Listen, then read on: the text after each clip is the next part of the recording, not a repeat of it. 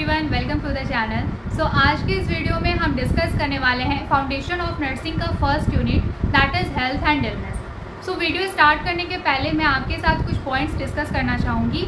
सबसे पहले तो इस लेक्चर का ऑब्जेक्टिव क्या है। तो इस लेक्चर का जो ऑब्जेक्टिव है वो ये कि इस वीडियो के एंड तक आपके पास सबसे पहले तो हेल्थ एंड इलनेस का एक लेक्चर नोट प्रिपेयर हो जाना चाहिए, साथ ही साथ इस यूनिट का basic concept as well as इस यूनिट का स्टैंडर्ड कॉन्सेप्ट सब कुछ आपको क्लियर कराना ही मेरा ऑब्जेक्टिव है। ठीक है, तो फटाफट से एक नोटबुक और 2 पेन ब्लैक एंड ब्लू अपने साथ लेकर के बैठो। मैं जैसे जैसे पॉइंट्स डिस्कस करती जाऊंगी, एक्सप्लेन करती जाऊंगी, जो चीज़ें आपको उसमें नोट करनी है उसका टेक्स्ट मैं वीडियो की स्क्रीन पे ऐड करती चलूँगी। तो वीडियो को पॉज करके आपको वो चीज़ें अपने नोटबुक में नोट करते जाना है। ठीक है, तो एट लास्ट आपके दो बेनिफिट होगा। पहला बेनिफिट तो ये होगा कि आपको ये कॉन्सेप्ट क्लियर हो जाएगा, आपको ये चैप्टर याद हो जाएगा, एग्जाम में कौन कौन से पॉइंट्स लिखने हैं आपको सब कुछ क्लियर हो जाएगा। साथ ही साथ आपके पास एक लेक्चर नोट तैयार हो जाएगी, तो जब भी आपको इमीडिएट रिवाइज करने की नीड हो या ज़रूरत पड़े तो आप ईजिली इस नोट्स के थ्रू सारी चीज़ें इस यूनिट की रिवाइज कर पाएंगे।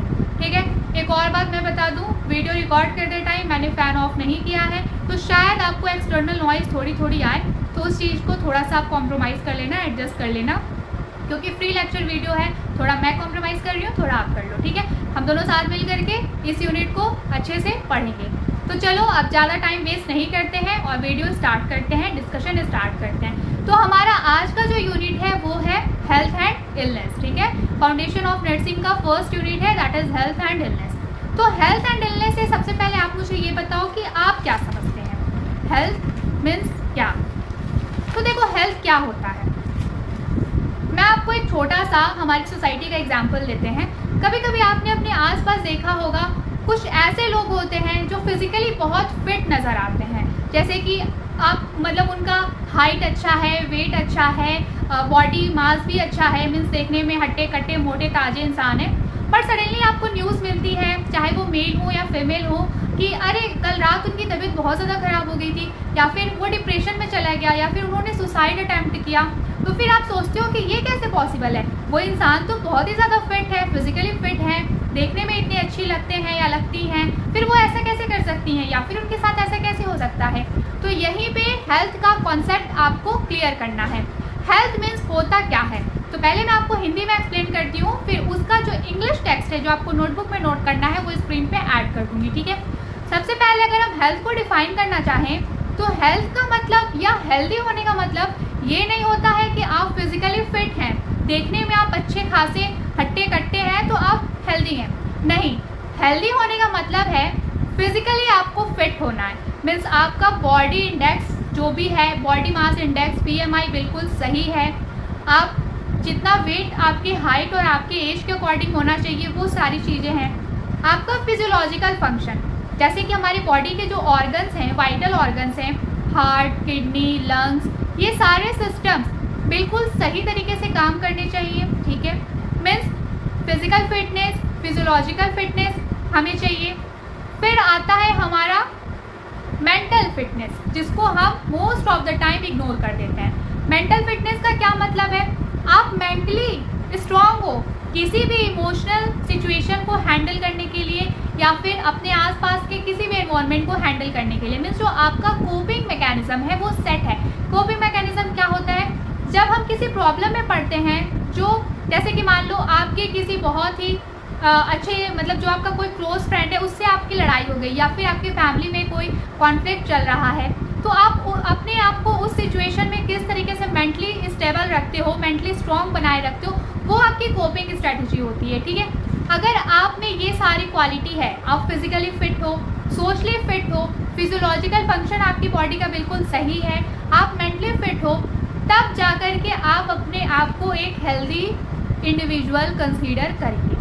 अगर इनमें से कोई भी फिटनेस लैक कर रही है, किसी भी फिटनेस की कमी है, या तो आपके फिजिकल फिटनेस में कोई फॉल्ट है, या तो आपके फिजियोलॉजिकल फिटनेस में कोई फॉल्ट है, या आपके इमोशनल फिटनेस में कोई फॉल्ट है, या फिर आपके मेंटल फिटनेस में कोई फॉल्ट है, साथ ही साथ एक बहुत ही ज़्यादा इकोनॉमिकल, जिसको जैसे कि होता है ना फाइनेंशियल जो एस्पेक्ट्स हैं वो भी बहुत ज़्यादा रोल प्ले करते हैं। फॉर एग्जाम्पल अगर आपका इकोनॉमिक स्टेटस बैलेंस्ड नहीं है, जैसे कि ऐसा नहीं है कि आप खुद अर्न कर रहे हो, मान लो अगर आप अर्निंग आप कर रहे हो तो आप ऑफकोर्स अच्छा फील करो, चलो ठीक है मेरे पास पैसे आ जाएंगे, ऐसे वैसे आप मेंटली स्टेबल होगे, या फिर आपके पेरेंट्स आपको फाइनेंशियली सपोर्ट कर रहे हैं, तो ये सारे फैक्टर्स हैं जो आपके हेल्थ में एक बहुत बड़ा रोल प्ले करते हैं। तो physical, physiological, social, emotional, mentally fit इंसान को ही हम कहते हैं कि वो इंसान हेल्दी है, ठीक है।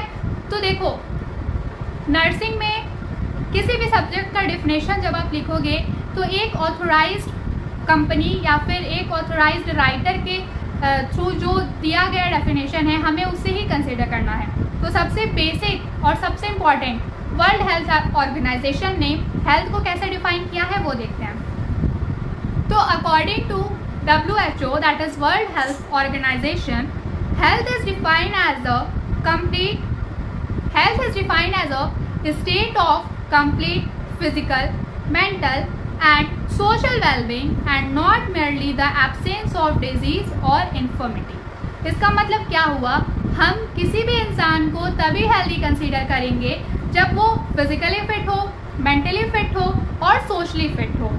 ऐसा नहीं है, ठीक है, कि जस्ट उसको कोई बीमारी नहीं है, हमें उसके किसी बीमारी के बारे में पता नहीं है तो हम उसको हेल्दी कह दें कि हाँ यार वो तो हेल्दी है। नहीं, अगर वो इंसान को कोई बीमारी नहीं है, साथ ही साथ वो फिजिकली फिट है, मेंटली फिट है, सोशली फिट है, जब वो अपने फिटनेस के, अपने हेल्थ के इन सारे एस्पेक्ट्स को फुलफिल करेगा तभी हम कहेंगे कि वो हेल्दी है। तो ये जो डेफिनेशन है उसका मतलब ये है कि किसी भी इंसान को हेल्दी कहलाने के लिए फिजिकली फिट होना है, सोशली फिट होना है, मेंटली फिट होना है और साथ ही साथ उसको कोई भी डिजीज़ नहीं होना चाहिए, कोई भी बीमारी नहीं होनी चाहिए, ठीक है। तो हेल्थ की ये डेफिनेशन थी। स्क्रीन पे जो डेफिनेशन है उसको पॉज करके आप नोट कर लीजिए, ठीक है। तो यहाँ से आपकी नोट्स बनना स्टार्ट हो रही है, आप नोट करते चलो। देन आता है हमारा इलनेस। तो इलनेस है, अगर इजी लैंग्वेज में कहें तो बीमारी। इलनेस का मतलब तो ये होता है ना कि कोई बीमारी है। तो इलनेस को कैसे WHO ने डिफाइन किया है, क्या डेफिनेशन दिया है, अब वो देखते हैं।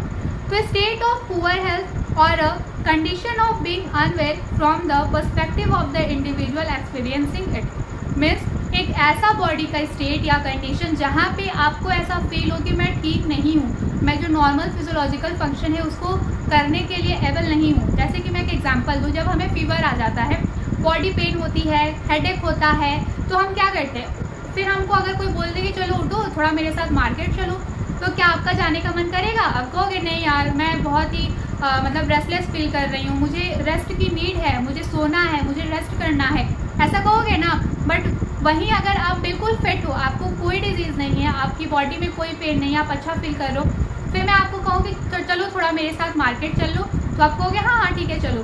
तो यहाँ पे डिफ्रेंशिएट करो, इलनेस का मतलब आपकी हेल्थ का वो स्टेट जहाँ पे आप खुद को फिट फिजिकली या मेंटली, सोशली या किसी भी तरीके से आपको ऐसा फील हो रहा है कि नहीं आप फिट नहीं हो, आपको कोई प्रॉब्लम है, तो वो स्टेट क्या कहलाएगा? इलनेस, मीन्स आपको कोई बीमारी है। तो इलनेस को आप कैसे डिफाइन करोगे? स्टेट ऑफ पुअर हेल्थ, ठीक है, और a condition of being unwell from the perspective of the individual experiencing it, means एक पुअर हेल्थ की कंडीशन या फिर एक ऐसा कंडीशन जहाँ पे आप खुद को अच्छा फील नहीं कर रहे हैं, तो आप वहाँ पे कहोगे कि आपको इलनेस है या फिर आपको कोई बीमारी है, ठीक है। तो डेफिनेशन हमने हेल्थ का भी देख लिया और इलनेस का भी देख लिया। अब हमारा आगे जो नेक्स्ट पॉइंट है दैट इज डायमेंशन, ठीक है, that is dimension of health, ठीक है। तो चलो डायमेंशन देख लेते हैं, बट आई फील कि उसके पहले हमको थोड़ा कॉन्सेप्ट भी देखना है। तो कॉन्सेप्ट का भी एक कॉन्सेप्ट जो हो गया या फिर फीचर्स हो गए, ये सारी चीज़ें क्या तो मैं आपको आगे थोड़ा अच्छे से डिफाइन करूँगी। अभी हम यहाँ पे देख लेते हैं हेल्थ एंड इलनेस का डायमेंशन, ठीक है। तो डायमेंशन क्या होता है? Physical health, mental health, social health, environmental health and spiritual health. तो हेल्थ के अगर आपसे कोई डेफिनेशन पूछे तो आपको कितने डेफिनेशन बताने हैं? 1 2 3 4 5, ठीक है। आपके 5 डायमेंशन है हेल्थ के। कितने डायमेंशन है? 5 डायमेंशन। पहला है आपका फिजिकल हेल्थ, दूसरा है आपका मेंटल हेल्थ, तीसरा है आपका सोशल हेल्थ, चौथा है आपका एनवायरमेंटल हेल्थ एंड पांचवा है आपका स्पिरिचुअल हेल्थ। तो नोट करो डायमेंशन ऑफ हेल्थ क्या क्या है? Physical health, mental health, social health, environmental health and spiritual health. ठीक है, अब इन सारे डायमेंशंस को हम वन बाय वन डिस्कस करते हैं कि क्या होता है। तो फिजिकल हेल्थ, देखो फिजिकल हेल्थ से आप क्या समझ रहे हो? आपके फिजिकल अपीयरेंस का फिटनेस आपके फिजिकल हेल्थ को डिफाइन करता है। इजी लैंग्वेज में बता दिया। अब थोड़ा लिखना है ना स्टेटमेंट, तो अब स्टेटमेंट के हिसाब से देखते हैं। तो physical health includes physical fitness, ठीक है, bodies functioning and wellbeing. Means आपको आप अपने आप को या किसी भी इंसान को फिजिकली फिट कैसे कंसिडर करोगे? अगर वो इंसान फिजिकली फिट नज़र आ रहा है, साथ ही साथ उसकी बॉडी की फंक्शनिंग बहुत अच्छे से हो रही है, तो आप कहोगे कि हाँ तुम फिजिकली फिट हो। ठीक है, और वो उसमें और क्या क्या इंक्लूड कर सकते हो आप? Regular physical activity, proper nutrition, adequate sleep and effective management of chronic conditions और इलनेस। ठीक है, देखो एक ऐसा इंसान जो फिजिकली अपीयरेंस जिसका आप देखो तो कहो कि हाँ ये फिजिकली फिट है। फिर उसके बॉडी के जो फिजियोलॉजिकल फंक्शन है, मीन्स हमारी बॉडी में जितने ऑर्गन्स है सबका कुछ ना कुछ फंक्शन होता है ना, तो अगर वो फंक्शन अच्छे से हो रहा है तो वो फिजियोलॉजिकली फिट है, फिजिकली फिट है। ठीक है, वो अच्छे से जो उनकी डेली एक्टिविटी होती है, सुबह उठने से लेकर के रात को सोने तक की जो भी बीच की एक्टिविटी है वो अच्छे से वो इंसान परफॉर्म कर रहा है, तो वो फिजिकली फिट है। उसके बाद रात को वो अच्छी नींद ले रहे हैं और उससे पहले जितनी उनकी बॉडी की न्यूट्रिशन की नीड है वो खाना उतना अच्छे से खा रहे हैं, तो आप उस इंसान को बोलोगे कि हाँ ये इंसान या ये इंडिविजुअल फिजिकली फिट है। साथ ही साथ अगर कोई क्रोनिक या इलनेस है, कोई बीमारी है, उसका मैनेजमेंट भी वो अच्छे से कर रहे हैं, तो वो फिजिकली फिट कंसिडर होंगे। ओके, तो गुड फिजिकल हेल्थ, उसके पहले एक बार फिर से फिजिकल हेल्थ का डेफिनेशन मैं रीड कर देती हूँ और आप नोट कर लेना। Physical health includes physical fitness, bodies functioning and wellbeing. It includes regular physical activity, proper nutrition, adequate sleep and effective management of chronic conditions और इलनेस। और फिर आगे आपको क्या लिखना है? Good physical health is characterised by body that performs it function optimally and is free from significant pain और limitation. एक गुड फिजिकल हेल्थ को अगर डिफाइन करना हो तो आप ये ऐसे डिफाइन करोगे कि वो इंडिविजुअल जिसकी फिजिकल हेल्थ हम चेक कर रहे हैं, मेज़र कर रहे हैं, वो अपने सारे फंक्शंस को ऑप्टिमली परफॉर्म कर रहे हैं, जितना उनकी बॉडी का कैपेसिटी है उसके अकॉर्डिंग अच्छे से परफॉर्म कर रहे हैं। साथ ही साथ उनको कोई भी पेन वगैरह उनकी बॉडी में प्रेजेंट नहीं है और किसी भी काम को करने के लिए कोई लिमिटेशन नहीं है। ठीक है, जैसे अगर आप उनको बोलो कि आप ये बॉटल उठाओ, लाइक ये बॉटल है, इसको उठाओ और आप यहाँ रख दो, तो वो इफेक्टिवली ये बॉटल उठाएंगे, यहाँ रख देंगे बिना किसी लिमिटेशन के, उनको कोई दिक्कत नहीं हुई। मतलब मैं एक एग्जांपल बता रही हूँ, तो आप कहोगे कि हाँ वो फिजिकली फिट है। ठीक है, तो हेल्थ का हमारा फर्स्ट डायमेंशन था दैट इज फिजिकल फिटनेस, वो हमने देखा, फिजिकल हेल्थ हमने देखा। अब हम सेकेंड डायमेंशन की तरफ बढ़ते हैं। Second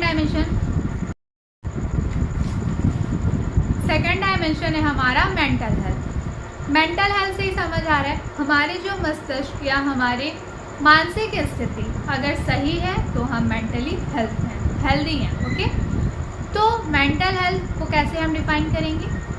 this dimension involves emotional and psychological wellbeing. It includes the ability to manage stress, maintain a positive outlook and handle life's challenges.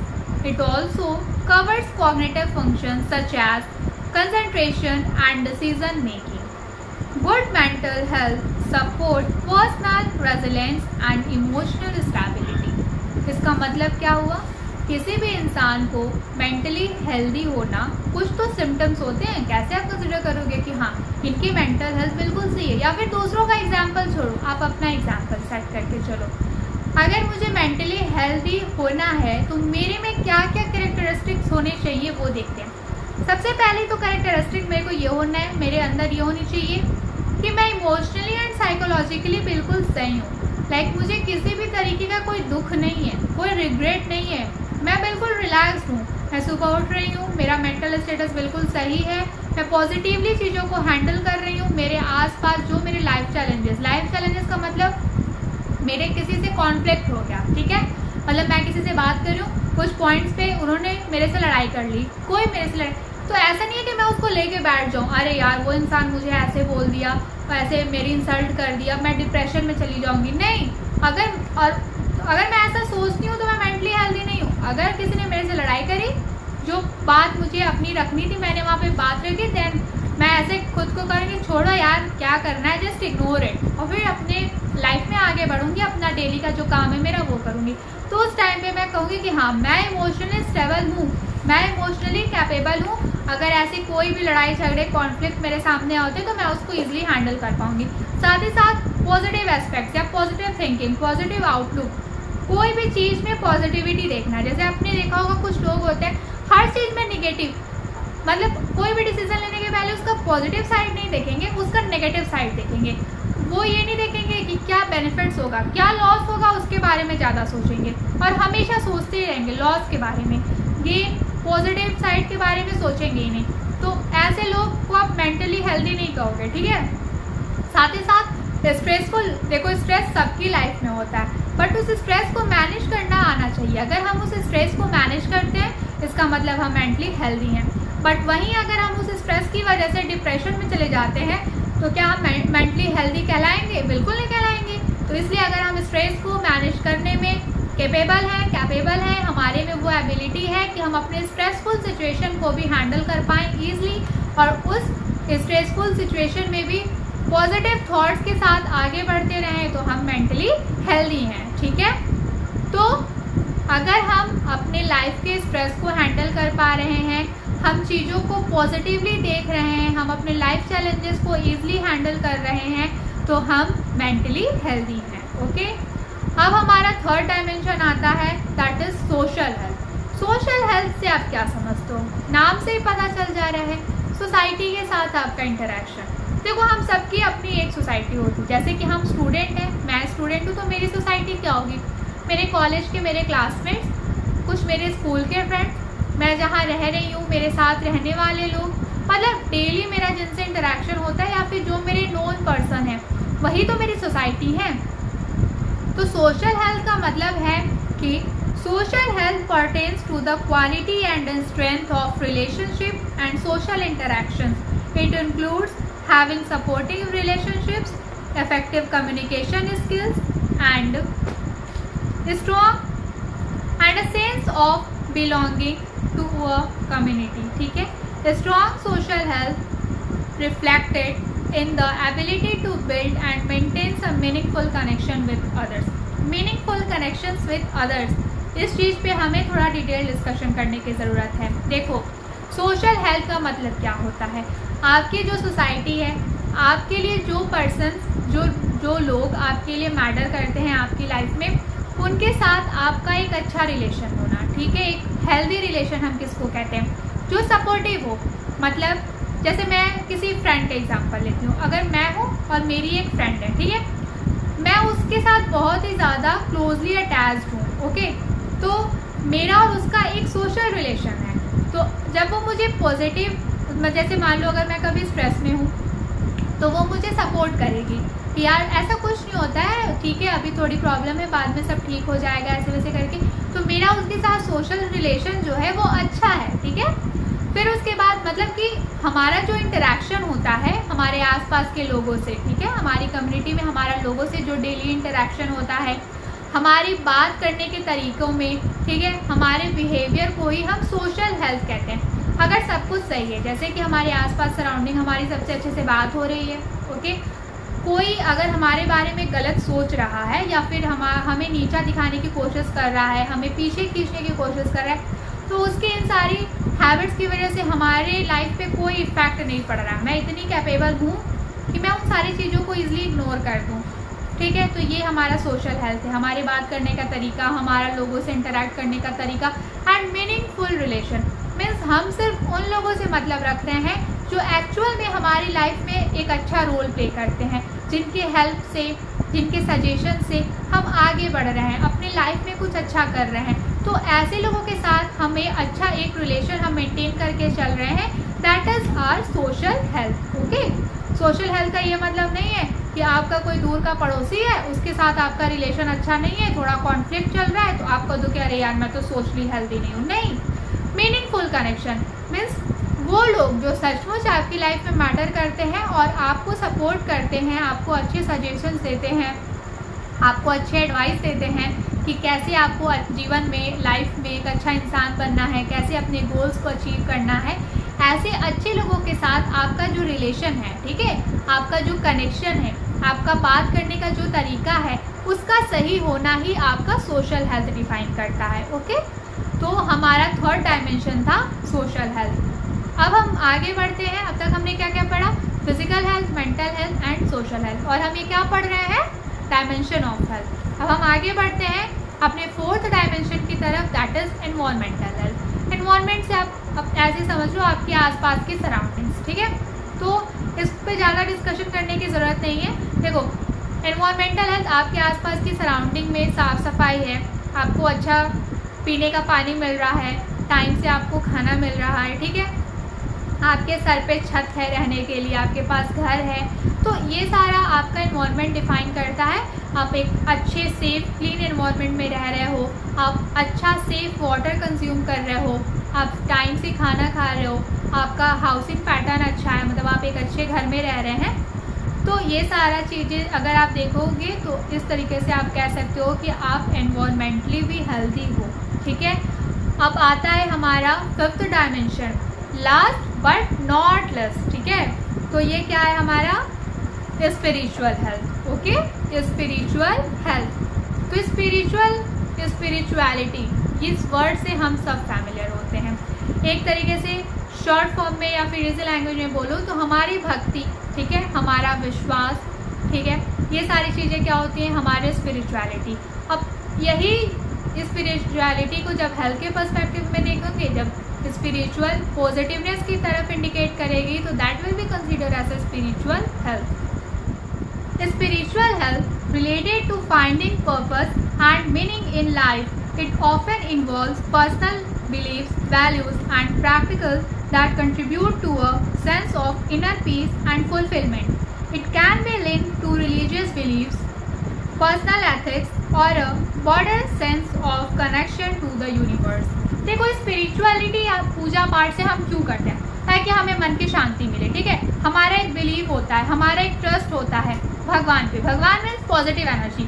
हर एक रिलीजन में लोग पूजा करते हैं, ठीक है, सबके कोई ना कोई आइडियल्स होते हैं, चाहे आप हिंदू हो, मुस्लिम हो, सिख हो, जैन हो, ठीक है, क्रिश्चियन हो, आप किसी भी रिलीजन से बिलोंग कर रहे हो, हम सबका एक रिचुअल होता है ना। एक हमारा रिचुअल मीन्स हमारा एक पूजा पाठ करने का, या फिर हमें हमारे आइडियल्स या फिर हमें यूनिवर्स से कनेक्ट करने का हमारा एक प्रोसेस होता है। तो वही हमारी स्पिरिचुअलिटी होती है। और हम ये सब क्यों करते हैं? ताकि हम अपनी लाइफ में अपना एक पर्पस फाइंड कर सकें, ठीक है, कि हमारा लाइफ का पर्पस क्या है। तो ये सारी चीज़ें जो ये प्रोसेस है, all this comes under the spiritual health. Okay, तो इजी लैंग्वेज में बताऊँ तो हम सबका एक आइडियल होता है, हम सबके एक भगवान होते हैं, ठीक है, हम जिनकी पूजा करते हैं। क्यों करते हैं? ताकि हमें हमारे मन की शांति मिले, ठीक है। हम अपनी लाइफ में पर्सनल जो मतलब हमारी लाइफ में हम कुछ पर्पस फाइंड कर सकें कि हम क्यों आए हैं, हमें कैसे एक अच्छा इंसान बनना है। ये सारी चीज़ें हमारे स्पिरिचुअल हेल्थ को डिफाइन करती है। तो डेफिनेशन स्क्रीन के पे एज अ टेक्स्ट में ऐड की हूँ, आप ये लिख लो। यहाँ पे हमारा डायमेंशन ऑफ हेल्थ कंप्लीट होता है। इसके अलावा कुछ 3 हेल्थ के डायमेंशंस आप पॉइंट ऐड कर सकते हो अगर एग्जाम में आपको लिखना हो तो, that is occupational health, economic health and हमारा कम्युनिटी हेल्थ। तो देखो, नाम से ही पता चल जा रहा है ऑक्यूपेशनल हेल्थ का क्या मतलब है। ऑक्यूपेशन, ठीक है, हम सबका कुछ ना कुछ प्रोफेशन होता है। जैसे कि मैं अभी एक नर्सिंग स्टूडेंट हूँ, तो अगर मेरा अभी क्या काम है? पढ़ना, ठीक है, एंड साइड बाय साइड मेरा एक यूट्यूब चैनल है जिसपे मैं आप लोगों को पढ़ाने की कोशिश कर रही हूँ। So I can consider this as my occupation. मेरा प्रोफेशन ही मेरा ऑक्यूपेशन है। तो अगर मैं अपना काम अच्छे से कर रही हूँ, मैं अपने काम से खुश हूँ, सेटिस्फाइड हूँ, इसका मतलब कि मेरा ऑक्यूपेशनल हेल्थ अच्छा है। ओके, देन आता है इकोनॉमिक हेल्थ। यार, इकॉनमी से ही आप समझ लो, अगर आप अपनी लाइफ में फाइनेंशियली स्टेबल हो, चाहे आप खुद से अर्निंग कर रहे हो या फिर आपको जो सपोर्ट कर रहे हैं फाइनेंशियली, वो आपको इतने अच्छे से सपोर्ट कर ले रहे हैं कि आप सब कुछ अपने लाइफ के चीज़ों को फुलफिल कर रहे हो, अपनी लाइफ के डिमांड्स को फुलफिल कर ले रहे हो, तो it means that you are economically healthy. But कोशिश करना कि खुद की अर्निंग पे ही आप खुद को इकोनॉमिक हेल्दी मानो, ठीक है। मीन्स बेटर देखा जाए या फिर सही मायने में देखा जाए तो जब हम खुद से अर्निंग करना स्टार्ट कर देते हैं तब हमें ज़्यादा कॉन्फिडेंस आता है इन कंपैरिजन टू हम अगर किसी से फाइनेंशियल सपोर्ट लेते, चाहे हम अपनी फैमिली से ही क्यों ना लें, बट तो हमें थोड़ा बर्डन लगता है कि अरे यार फैमिली से बार बार मांगना। लेकिन वहीं अगर हम खुद से कमाई करते हैं, मीन्स अर्निंग करते हैं, तो हमें अच्छा फील होता है कि हाँ ठीक है, हम सैलरी हमारी आएगी। सो मतलब सैलरी आने की खुशी ही हमारा इकोनॉमिक हेल्थ है, ठीक है। फिर आते हैं कम्युनिटी हेल्थ। कम्युनिटी हेल्थ और सोशल हेल्थ बिल्कुल सेम है, ठीक है। मीन्स आपके जो सराउंडिंग्स में लोग रह रहे हैं उनके साथ इंटरेक्शन होना, पॉजिटिव इंटरेक्शन होना, ठीक है, और पॉजिटिव इंटरेक्शन होना, सपोर्टिव इंटरेक्शन होना, जो आपका कम्युनिकेशन का मेथड है वो अच्छा होना, डिफाइन योर कम्युनिटी हेल्थ। तो देखो मेनली डायमेंशंस ऑफ हेल्थ तो 5 ही लिखने हैं, बट इन केस अगर आप एडिशनल ऐड करना चाहो तो आप जब नोटबुक में ऐसे लिख सकते हो, मतलब जैसे कि 5 हेल्थ मैंने जो डायमेंशन डिफाइन किया वो लिखना, उसके बाद एडिशनल स्टार बना करके आप 3 और ऐड कर सकते हो, that is occupational health, economic health and community health. तो डायमेंशन ऑफ हेल्थ हमारे यहाँ कंप्लीट होता है। अब हम बढ़ते हैं अपने नेक्स्ट टॉपिक की तरफ। सो अब नेक्स्ट टॉपिक है हमारा मैस्लो हायरार्की ऑफ नीड्स। तो देखो हायरार्की से क्या हम समझते हैं, लेवल्स, ठीक है। यहाँ पे है hierarchy of needs, it means that हम अपने नीड्स के लेवल को डिफाइन करेंगे। और मैस्लो जो है ये एक अमेरिकन साइकोलॉजिस्ट थे जिन्होंने हमारे नीड्स के लेवल को डिफाइन किया, तो इसलिए हम इसे कहते हैं मैस्लो हायरार्की ऑफ नीड्स, ठीक है। तो ये हमारे हेल्दी लाइफस्टाइल का बहुत ही ज़्यादा इंपॉर्टेंट फैक्टर होता है जिसके बारे में हम पढ़ेंगे, क्योंकि हमारी ज़रूरतें ही तो हमारे लिए एक खुशियों का या फिर हैप्पीनेस का सोर्स है। जब हमारी सारी रिक्वायरमेंट्स फुलफिल होती हैं तो हम अच्छा फील करते हैं, हेल्दी फील करते हैं, मेंटली खुश रहते हैं, हैप्पी रहते हैं, स्टेबल रहते हैं। बट अगर वही हमारी कुछ डिमांड्स, हमारी कुछ चॉइसेस या फिर हमारा कुछ ऐसा बोल सकते हो कि हमारी कुछ डिमांड ऐसे नहीं फुलफिल हो पाती हैं, तो हम थोड़ा मतलब मेंटली अनस्टेबल फील करते हैं, सैड रहते हैं कि यार मैं वो करना चाहती हूँ, पाना चाहती हूँ, या फिर मुझे मेरी लाइफ में वैसे स्टैंडर्ड्स चाहिए, नहीं मिलता है तो हम थोड़ा मेंटली अनस्टेबल हो जाते हैं, सैड हो जाते हैं। तो इन्हीं सारी नीड्स का या फिर इन्हीं सारी नीड्स के लेवल को मैस्लो, जो कि एक अमेरिकन साइकोलॉजिस्ट थे, उन्होंने डिफाइन किया, तो इसलिए हम उसे कहते हैं मैस्लो हायरार्की ऑफ नीड्स। और इसमें क्या है, देखो इन्होंने जो नीड्स है ना उसको पिरामिड के फॉर्म में डिफाइन किया। मीन्स सबसे पहले बेस पे कुछ, फिर उसके ऊपर लेवल, फिर ऐसे ऐसे करके एक cone shape, pyramid cone shape होता है, उसमें उन्होंने लेवल डिफाइन किया। तो बेस से स्टार्ट करो, ठीक है। बेस पे सबसे पहले हमारा आएगा फिजियोलॉजिकल नीड्स, ठीक है। पहला है हमारा physiological needs, then physiological needs के ऊपर है हमारी सेफ्टी नीड्स, फिर देन है हमारा लव एंड बिलोंगिंग नीड्स, फिर है हमारा self esteem needs and then self actualization needs. देखो सबसे पहले हमारी जो नीड फुलफिल होनी चाहिए वो है हमारी फिजियोलॉजिकल नीड्स, उसके बाद सेफ्टी नीड्स, उसके बाद love and belonging needs and then self esteem needs एंड फिर है हमारा सेल्फ एक्चुअलाइजेशन नीड्स, ठीक है। इस पिरामिड को आप अपनी नोटबुक में ज़रूर बनाइएगा, और अगर एग्जाम में ये क्वेश्चन पूछता है तो उस टाइम पे भी इस पिरामिड को बनाकर अच्छे से डिफाइन ज़रूर करिएगा, तब जाके आपको मैस्लो हायरार्की ऑफ नीड्स पे अच्छे मार्क्स मिलेंगे, ओके। तो अब इन नीड्स को हम थोड़ा देख लेते हैं कि इस नीड में क्या क्या है। तो सबसे पहले आता है हमारा फिजियोलॉजिकल नीड्स। तो इसमें basic essential needs for survival या फिर of survival including food, water, shelter and sleep. देखो किसी भी इंसान की जो बेसिक नीड्स होती हैं सबसे पहले तो वो पूरी होनी चाहिए, उसके बाद ही वो कुछ ऊपर के बारे में सोच सकता है ना।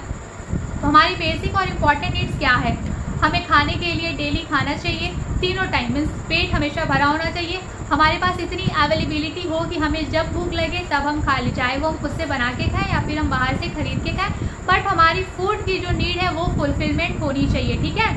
देन आता है हमारा वाटर, हमें डेली बेसिस पे हमारी बॉडी की जितनी रिक्वायरमेंट है, हमें जितनी नीड है उतना वाटर सप्लाई हमें मिलना चाहिए। देन शेल्टर, रहने के लिए घर हमारे पास होना चाहिए और अच्छी नींद होनी चाहिए, ठीक है। मीन्स हम सो रहे हैं अच्छे से बिना किसी मेडिसिन के हेल्प के, हम नॉर्मल स्लीपिंग पैटर्न हमारी लाइफ में प्रेजेंट है, इट मीन्स दैट हमारा फिजियोलॉजिकल नीड्स फुलफिल हो रहा है। तो सबसे पहले हमारी जो नीड है जिसका फुलफिल होना बहुत ज़रूरी है, that is our physiological needs. और फिजियोलॉजिकल नीड्स में क्या क्या आता है, फूड आता है, वाटर आता है, शेल्टर आता है एंड स्लीप आता है, ओके। तो अब अगर without satisfying these fundamental requirements higher levels of need can not be addressed. देखो बेसिक लेवल की जब आपकी रिक्वायरमेंट्स फुलफिल होंगी तब तो आप उसके ऊपर सोचोगे। जैसे हमारे पास क्या है, अभी जैसे आपको एक एग्जांपल दूं, अभी आपके पास कोई भी ट्रांसपोर्टेशन नहीं है, ठीक है, आप पब्लिक ट्रांसपोर्ट यूज़ कर रहे हो, तो सबसे पहले आप क्या सोचोगे, अरे यार काश मेरे पास एक साइकिल ही होती तो मैं ईजिली अपने अकॉर्डिंग ट्रैवल कर पाती, थोड़ा कम डिस्टेंस ही सही बट अपने अकॉर्डिंग ट्रैवल करती। फिर आपके पास जब साइकिल आ जाएगी तो आप सोचोगे कि काश मेरे पास एक स्कूटी होती या फिर मेरे पास एक बाइक होती। देन आप सोचोगे काश मेरे पास एक कार होती। फिर ऐसे ऐसे आपकी डिमांड्स बढ़ती जाएंगी। बट बेसिक लेवल आपकी तो साइकिल है। वैसे ही अगर आपके पास खाने के लिए अच्छा खाना, पीने के लिए पानी, रहने के लिए घर होना सबसे ज़्यादा ज़रूरी है ना, और आपके पास इतना सुकून, इतना पीस लाइफ में होना चाहिए कि आप टाइम से सो रहे हो, देन टाइम से उठ रहे हो। तो देखो, सबसे पहले आपका बेसिक लेवल का नीड पूरा हो रहा है, देन आप इसके बाद अपर लेवल आपकी डिमांड बढ़ती जाएगी। तो पहले फिजियोलॉजिकल नीड्स में क्या क्या है हमने देख लिया। देन फिजियोलॉजिकल नीड्स के ऊपर की हमारी बात आती है सेफ्टी नीड्स, मीन्स सुरक्षा। ठीक है, तो देखो एक बात, once physiological needs are met, individual needs are met, individual seek safety and security. जब किसी इंसान की फिजियोलॉजिकल नीड्स फुलफिल हो जाएगी तब वो क्या सोचेगा कि उसे सेफ्टी भी मिले। फॉर एग्जाम्पल, आपको या फिर आपके पास रहने के लिए घर है तो आप क्या सोचोगे, उस घर में सेफ्टी भी तो होनी चाहिए ना, सुरक्षा भी तो होनी चाहिए। ऐसा थोड़ी है कि आपका ऐसा घर है कि कभी भी कोई रैंडमली एंटर कर जा रहा है, आपके ऊपर फिजिकली अटैक कर दे रहा है और फिर चला जा रहा है। अगर ऐसा है तो क्या वो घर आपके लिए सचमुच सही होगा? ऑफ कोर्स नहीं होगा। तो इसलिए अगर आपके पास घर है तो उस घर में आपको सिक्योरिटी भी चाहिए। तो इसलिए फिजियोलॉजिकल नीड्स के बाद जो इंपॉर्टेंट नीड है अपर लेवल की, that is our safety needs. ठीक है, तो इंसान की सेफ्टी नीड्स भी फुलफिल होनी चाहिए। और ये क्या क्या इंक्लूड करता है? फिजिकल सेफ्टी, फाइनेंशियल सेफ्टी या financial stability, health and protection from accident और हार्म। देखो, किसी भी इंसान को किस तरीके की सेफ्टी चाहिए? सबसे पहले तो उसको जो चाहिए वो है फिजिकल सेफ्टी। मीन्स आप कहीं पे भी सेफली ट्रैवल कर सकते हो, कहीं पे भी सेफली आप रह सकते हो, कहीं पे भी सेफली आप वर्क कर सकते हो, काम कर सकते हो। वो आपकी सबसे पहले सेफ्टी नीड्स का आपका सबसे पहला कंपोनेंट होगा। देन आपकी फाइनेंशियल नीड, आपके पास इतना पैसा होना चाहिए, फाइनेंशियली आप स्टेबल हो। ठीक है, आप अपने जो डिमांड है, डेली रिक्वायरमेंट्स है, पैसों से आप जितनी चीज़ें आप खरीद सकते हो वो खरीद पा रहे हो, that is your financially safety. ठीक है, देन आप फाइनेंशियल सेफ्टी। देन आता है आपका हेल्थ। आपको हेल्थ के सेक्टर में सेफ्टी मिलनी चाहिए, लाइक आपकी बॉडी हेल्दी होनी चाहिए, आपको मेंटली हेल्दी होना है, that is all comes under the safety needs of health. Okay, then आता है आपका प्रोडक्शन। आपको प्रोटेक्शन का मतलब होता है, ऐसा नहीं कि आपको बॉडीगार्ड रखना ही आपके अंदर तभी आप कहोगे कि हाँ you are living in a protected environment. Protection means आपके आसपास ऐसा कुछ नहीं है जो आपको हार्म पहुंचा दे, या फिर ऐसे लोग नहीं है जो आपके ऊपर रैंडमली कभी भी अटैक कर दें, फिजिकली अब्यूज़ कर दें। ऐसा नहीं है, होना चाहिए। ठीक है, तब जाके आप कहलाओगे कि हाँ you are living in a protected zone या फिर protection, you are having a protection. Then after आते हैं आपका प्रोटेक्शन फ्रॉम एक्सीडेंट और हार्म। वही जो मैंने बताया कि एक इंसान की नीड होती है सेफ्टी नीड के अंदर कि वो किसी भी टाइप के एक्सीडेंट या हार्म से वो प्रोटेक्टेड होना चाहिए। ठीक है, तो protection from accident and harm comes under the safety need. तो मैस्लो हायरार्की का जो सबसे बेसिक था वो था फिजियोलॉजिकल नीड, एंड उसके ऊपर आता है हमारा सेफ्टी नीड। अब सेफ्टी नीड के ऊपर आता है लव एंड बिलोंगिंगनेस नीड। ठीक है, इसमें क्या आता है? After achieving a safety, people crave social relationship, love and sense of belonging. This involve forming a meaningful relationship, friendships and feeling part of a community or a group. देखो, सबसे पहले आपके पास हमने कहाँ से स्टार्ट किया? खाने के लिए घर, खाने के लिए खाना, पीने के लिए पानी और रहने के लिए घर हुआ। ठीक है, फिर आपकी डिमांड थोड़ी सी बढ़ी, फिर आपको सेफ्टी की ज़रूरत लगी, फिर सेफ्टी फुलफिल हुआ तो आप सोचोगे कि लाइफ में कोई एक ऐसा इंसान तो होना चाहिए ना जिसके साथ आपका एक अच्छा रिलेशनशिप हो, मीनिंगफुल रिलेशन हो, आपका एक अच्छा बॉन्ड हो, जिससे आप अपनी सारी बातें शेयर कर पाओ, जो आपकी बातों को समझ पाए, जो आपको सपोर्ट कर सके कोई भी डिसीजन लेने में। तो all this comes under the love and belongingness, जिस पे आपका राइट हो। ठीक है, आप कह सकते ये सिर्फ मेरा फ्रेंड है या फिर ये सिर्फ मेरी फ्रेंड है। तो लव एंड बिलोंगिंगनेस का मतलब यही है कि लाइफ में इंसान की नीड होती है कि एक ऐसा रिलेशनशिप, चाहे वो फ्रेंड का हो, पेरेंट्स का हो, फैमिली का हो या पार्टनर का हो आपके साथ, जो आपको ये फील करा पाए, जो आपको इमोशनली सपोर्ट कर पाएँ, आपके लाइफ के डिसीजन में सपोर्ट कर पाएँ, आपके लाइफ में हर एक स्टेप पे आपको सपोर्ट कर पाएँ। ठीक है, तो ये भी एक मैस्लो हायरार्की के अकॉर्डिंग, या फिर हम कहीं कॉमन लाइफ में भी आप देख लो, जेन्युइनली देख लो, डेली लाइफ में हर एक इंसान की ऐसी नीड होती है। ठीक है, बट इस नीड को फुलफिल करने के लिए कभी भी कोई गलत स्टेप नहीं लेना चाहिए, क्योंकि जो लोग एक्चुअल में आपके अपने हैं वो हर सिचुएशन में आपके साथ रहेंगे, और जो आपके अपने नहीं हैं वो किसी भी सिचुएशन में आपका साथ छोड़ सकते हैं। तो ऐसे लोगों से कभी भी एक्सपेक्टेशन रखने की कोई नीड नहीं है। जो आपके अपने हैं वो ऑफकोर्स हमेशा आपके साथ रहेंगे, और आपकी ये जो लव एंड बिलोंगिंगनेस वाली नीड है वो हमेशा फुलफिल होती रहेगी। अब उसके ऊपर आता है स्टीम नीड्स, ठीक है। तो सबसे पहले फिजियोलॉजिकल नीड्स था, देन हमारा कौन सा नीड था, safety need, and then love and belongingness need, और फोर्थ जो लेवल है हमारा स्टीम नीड्स, ठीक है। तो ये क्या होता है आपका, देखो, social connection established individuals strives for self esteem and recognition. This involves gaining respect from others, feeling valued and achieving personal accomplishment. देखो, अब मैं आपको इजी लैंग्वेज में समझाने की कोशिश करती हूँ। रिस्पेक्ट अगर आपको कोई देता है तो कितना अच्छा लगता है, और वहीं अगर आपकी कोई डिसरिस्पेक्ट कर दे तो आपको कितना बुरा लगता है ना। That is called the self esteem. जो हमारी फीलिंग है कि जब कोई हमें रिस्पेक्ट देता है, जब हम रिस्पेक्ट एक्सपेक्ट करते हैं, हम चाहते हैं कि हमारे सराउंडिंग में हम अपने आप को as a valuable person present कर पाएँ, और सामने वाला इंसान भी हमारी वैल्यू को समझ रहा है, उसकी रिस्पेक्ट कर रहा है। ये सारे कंपोनेंट्स होते हैं हमारे सेल्फ एस्टीम के, ठीक है। सेल्फ एस्टीम का मतलब इजी लैंग्वेज में सेल्फ रिस्पेक्ट आपने सुना होगा, दैट इज सेल्फ एस्टीम। हम सबकी एक नीड होती है ना लाइफ में मेंटली। देखो, आप मान लो आप किसी जॉब में हो, ठीक है, तो वहाँ पे आपके को वर्कर्स एज वेल एज आपकी हायर अथॉरिटी, आपसे लोअर अथॉरिटी जो लोअर लेवल पे काम कर रहे हैं, सारे लोग आपकी रिस्पेक्ट कर रहे हैं। आपका रिस्पेक्ट करने का ये मतलब नहीं है कि जस्ट आते जाते आपको प्रणाम, नमस्ते, hi, hello, good morning, good night, good evening जो भी विश करें। That is not only the kind of respect. Respect का मतलब वो आपके प्रेजेंस को वैल्यू दे रहे हैं, ठीक है। आपकी किसी भी तरीके से डिसरिस्पेक्ट नहीं कर रहे हैं, आपको कोई कुछ उल्टा सीधा नहीं बोल रहा है। All this comes under the self esteem. Means अपने सेल्फ रिस्पेक्ट को मेंटेन करना भी एक इंसान की नीड होती है, और उसके सेल्फ रिस्पेक्ट के एक्सपेक्टेशंस को फुलफिल होना ही सेल्फ एस्टीम कहलाता है, ठीक है। तो जो भी टेक्स्ट है मैं ऐड कर रही हूँ, उसको नोट्स बनाते जाना, और फिर भी डाउट, जो भी सारी डाउट्स हैं आप मेरे को मेल करके पूछ सकते हो, या कमेंट सेक्शन में भी आप अपने डाउट्स क्लियर कर सकते हैं। अब हमारा सबसे हायर लेवल का जो है अकॉर्डिंग टू मैस्लो हायरार्की में पिरामिड के कोन पे ऊपर वाले, वो है हमारा सेल्फ एक्चुअलाइजेशन नीड, ठीक है। इसमें क्या होता है, at the top of hierarchy self actualization represents the pursuit of personal growth, self-fulfillment, and realizing one's potential. This involves seeking personal development, ठीक है, reactivity and achieving one's goal and aspiration. देखो, हम सब जैसे जैसे बड़े होते जाते हैं अपनी लाइफ में एक नया नया गोल सेट करते जाते हैं कि इतना मुझे इस लेवल तक पहुंचना है, मुझे अपनी लाइफ में ये अचीव करना है, मुझे अपने करियर में ये अचीव करना है। All this comes under the self actualization. Means जब एक इंसान अपने रोल को, अपने इम्पोर्टेंस को, अपने लाइफ के पर्पस को समझना स्टार्ट कर देता है, अपने लिए गोल सेट करना स्टार्ट करता है, फिर उस गोल को अचीव करने के लिए हर एक पॉसिबल एफर्ट डालता है। All this comes under the self actualization, ठीक है। खुद को समझना, खुद की रिस्पॉन्सिबिलिटी को समझना, खुद के लिए अच्छा सोचना, खुद की लाइफ में अच्छा गेन करना, ये भी तो एक इंसान की नीड होती है। तो ये हमारा सेल्फ एक्चुअलाइजेशन कराता है।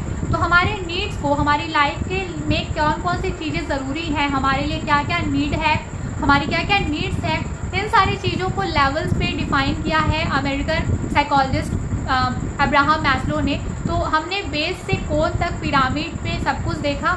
ये सारी चीज़ों को मैंने अपने साइड से समझाने की पूरी कोशिश की है। But still if you are getting any kind of doubt in any topic, in any statement, then please feel free to ask your doubts, ठीक है। You can ask your doubts in comment section as well as you can contact me through mail or through DM on Instagram, okay? So अब आगे continue करते हैं। अब आता है हमारा बहुत ही important topic, that is health illness continuum. Health illness continuum को ध्यान से समझना, ध्यान से सुनना, तभी समझ पाओगे आप। ये बहुत इंपॉर्टेंट है और ये क्वेश्चन आता है एग्जाम में। हेल्थ इलनेस कॉन्टिन्यूम का मतलब होता है कि हम एक विजुअल टूल, ठीक है, जो कि हेल्थ एंड इलनेस के बीच रिलेशनशिप इस्टेब्लिश करने में हमारी हेल्प कर रहा है। तो हेल्थ इलनेस कॉन्टिन्यूम एक विजुअल टूल है जो हेल्थ एंड इलनेस के बीच रिलेशनशिप इस्टेब्लिश करने में हेल्प करता है। तो इसका डेफिनेशन यही है या इंट्रोडक्शन यही है कि health illness continuum is defined as a visual tool that shows a relationship between a health and illness, ठीक है। मीन्स हेल्थ इलनेस कॉन्टिन्यूम क्या है, एक विजुअल टूल है जो हेल्थ एंड इलनेस के बीच क्या रिलेशन है ये आपको दिखा रहा है, शो कर रहा है। तो इसका कॉन्सेप्ट क्या है?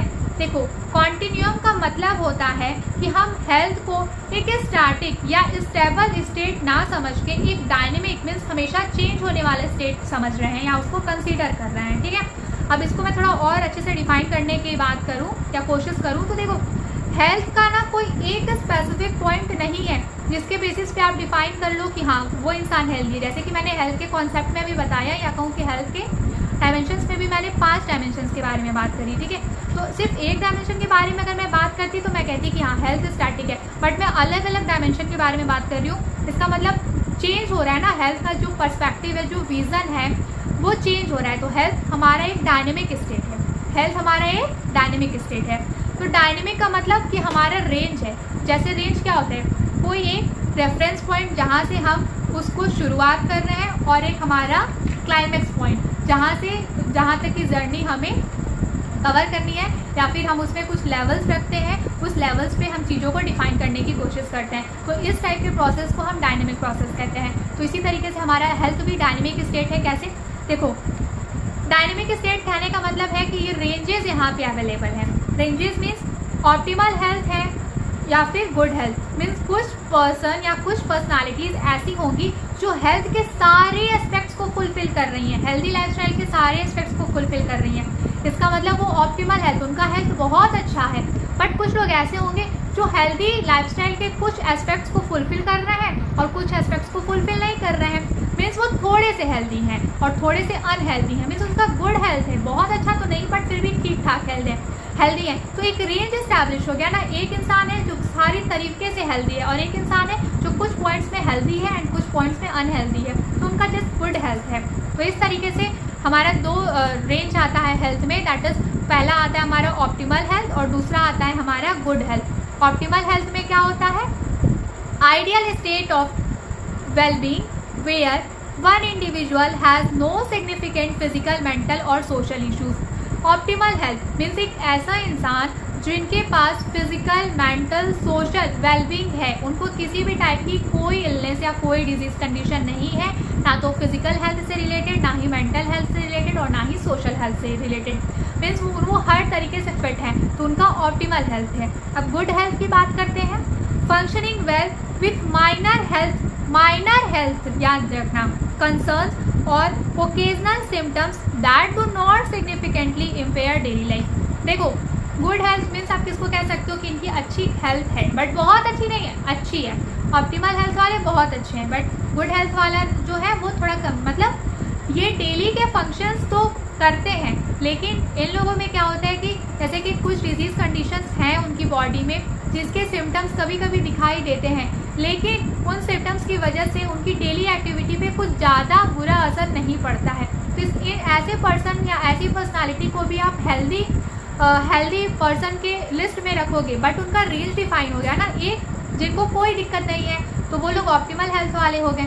कुछ ऐसे लोग जिनको थोड़े बहुत हेल्थ इश्यूज़ हैं बट इतने भी ज़्यादा नहीं कि उनकी डेली एक्टिविटी में कोई इफेक्ट पड़ रहा है, तो ऐसे लोग गुड हेल्थ वाली कंडीशन में आएंगे। तो हमने 2 रेंज डिसाइड कर ली ना, हमने एक रेंज नहीं रखा, हमने 2 रेंज डिसाइड की, मीन्स ऑप्टिमल हेल्थ और हमारा है गुड हेल्थ। तो ये जो रेंज है इसका मतलब क्या डिफाइन कर रहा है? ये डायनेमिक स्टेट है, स्टैटिक स्टेट नहीं है। स्टैटिक का मतलब एक ही पॉइंट पे स्टेबल होना, डायनेमिक का मतलब चेंजेस होना, ठीक है। तो हमें 2 टाइप के चेंजेस दिख रहे हैं, 2 टाइप का हेल्थ स्टेटस दिख रहा है। इसका मतलब हेल्थ स्टेटस में रेंज है और जहाँ रेंज होती है वो चीज़ हमेशा डायनेमिक होती है, मीन्स वहाँ चेंजेस देखने को मिलते हैं, वेरिएशन देखने को मिलता है।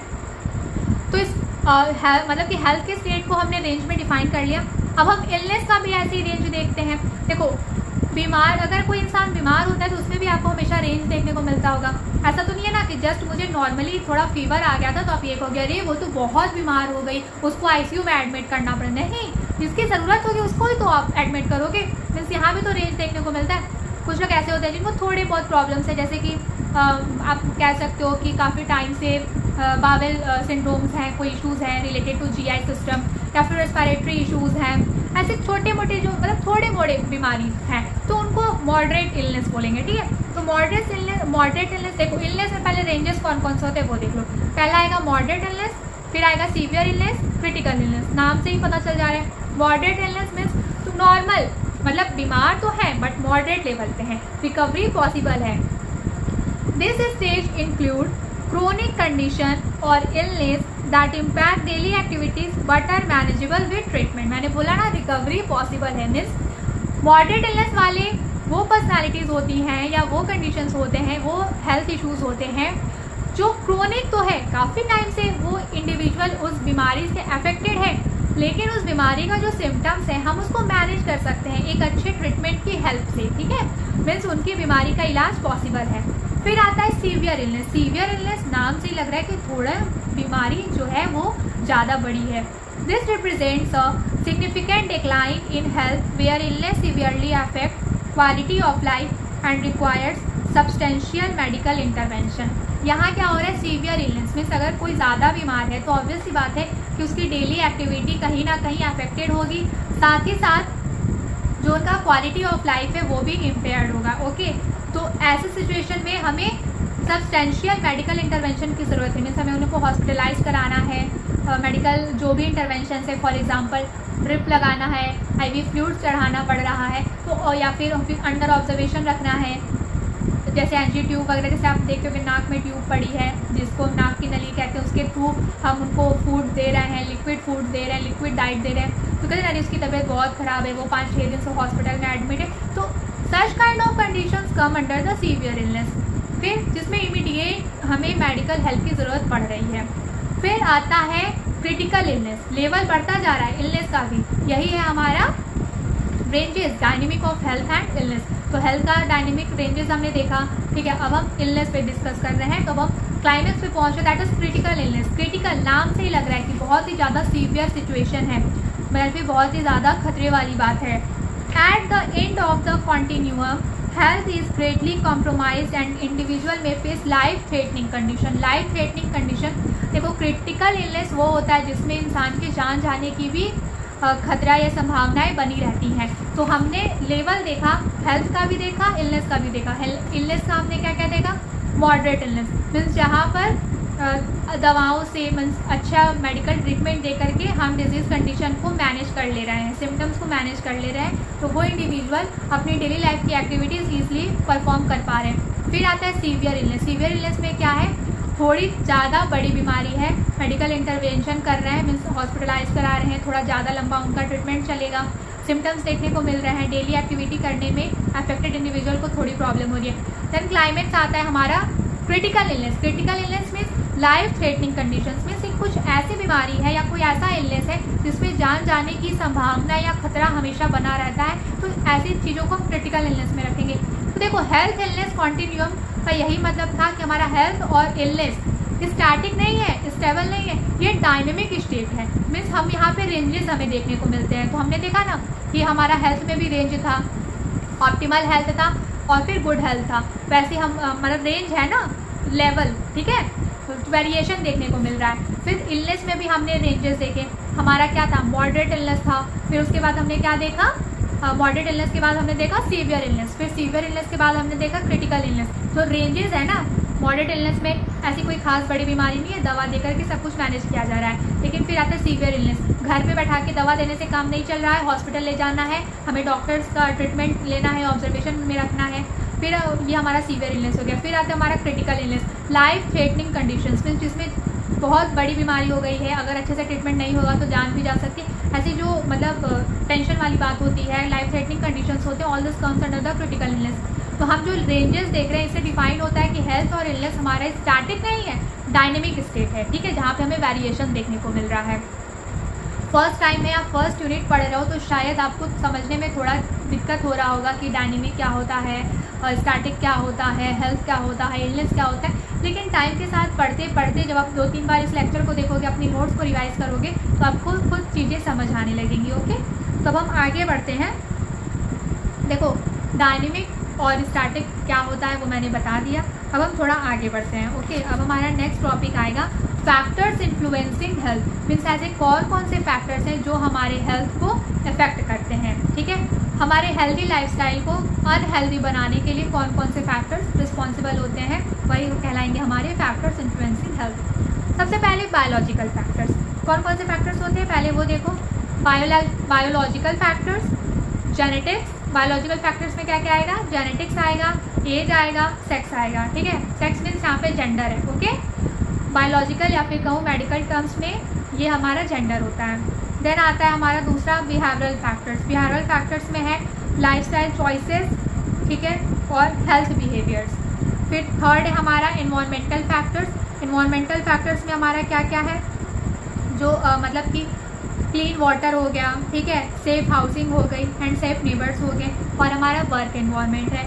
फिर है हमारा चौथा factor social and economic factors, means हमारा सोशियो इकोनॉमिक स्टेटस है इसमें, ओके, और सोशल सपोर्ट है।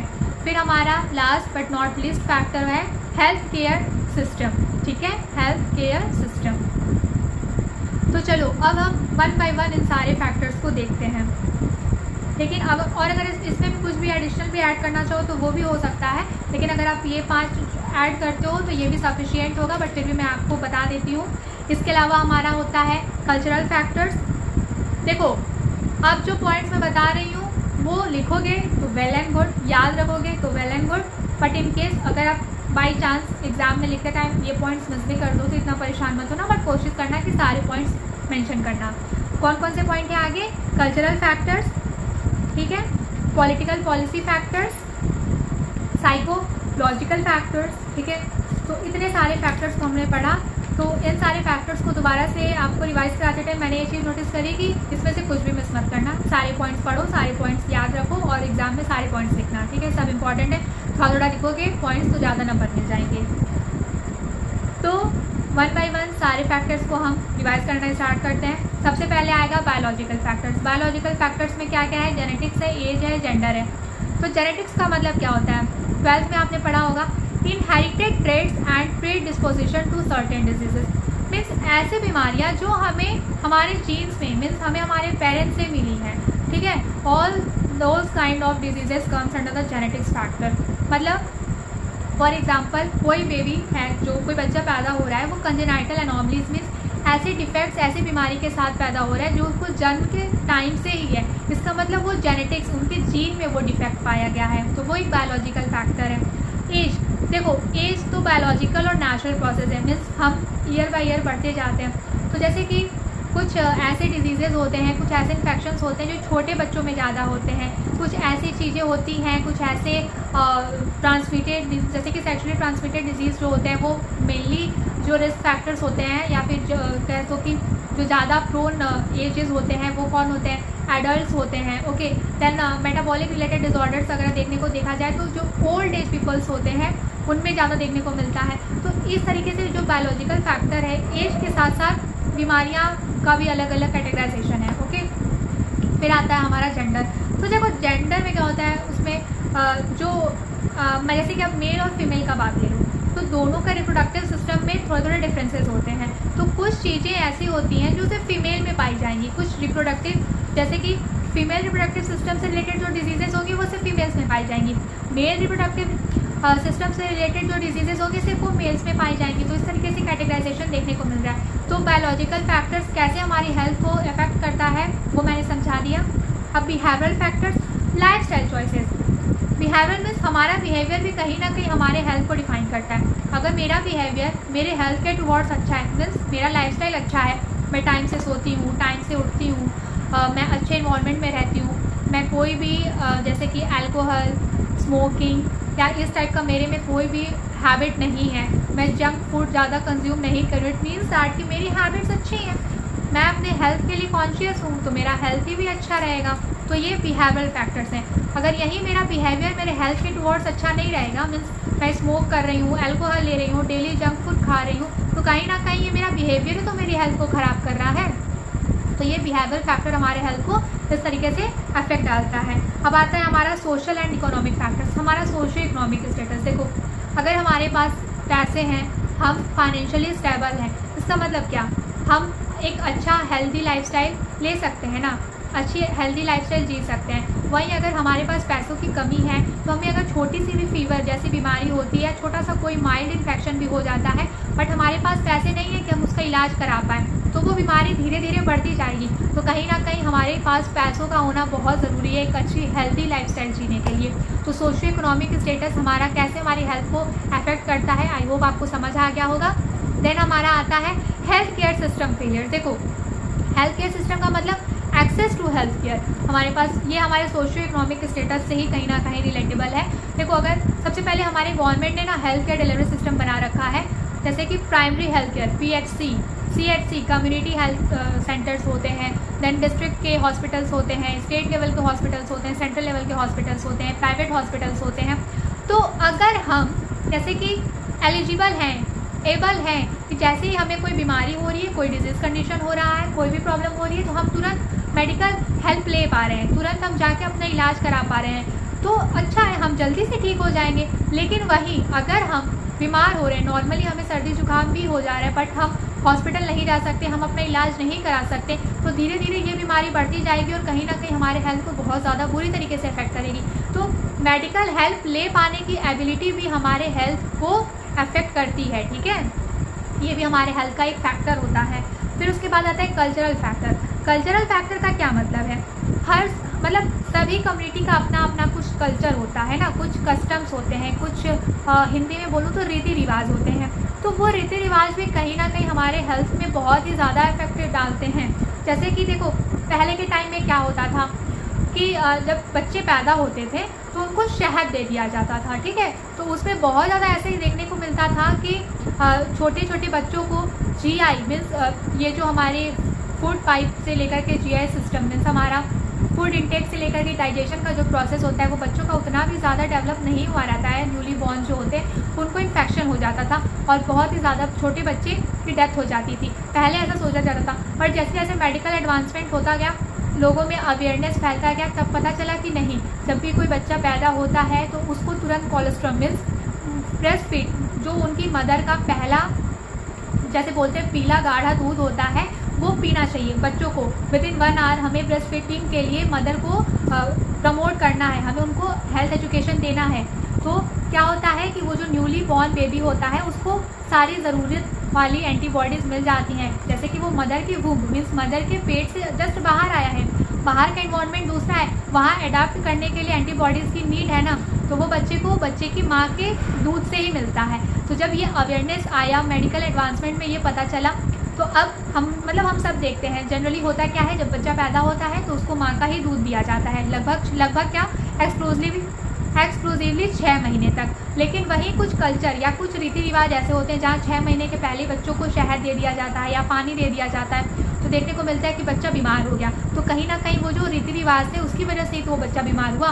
तो एक सही कस्टम, सही रीति रिवाज भी हमारी हेल्थ को बहुत ही ज़्यादा इफेक्ट करते हैं। ओके, अगर हमारा कस्टम अच्छा है, हम अच्छी चीज़ें फॉलो कर रहे हैं, हमारे रीति रिवाज हमारे हेल्थ के लिए सही है, तो ऑफकोर्स हमारा हेल्थ अच्छा रहेगा।